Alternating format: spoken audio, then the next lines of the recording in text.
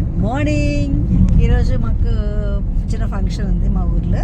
So కాసరబాద్ వెళ్తున్నాము. ఉప్పలమ్మకి ఎల్లమ్మకి పెట్టుకుంటున్నారంటే అక్కడ. So అది చూడడానికి వెళ్తున్నాం అనమాట. ఆల్రెడీ రాత్రి అయిపోయినట్టుంది ఉప్పలమ్మ పెట్టుకోవడం.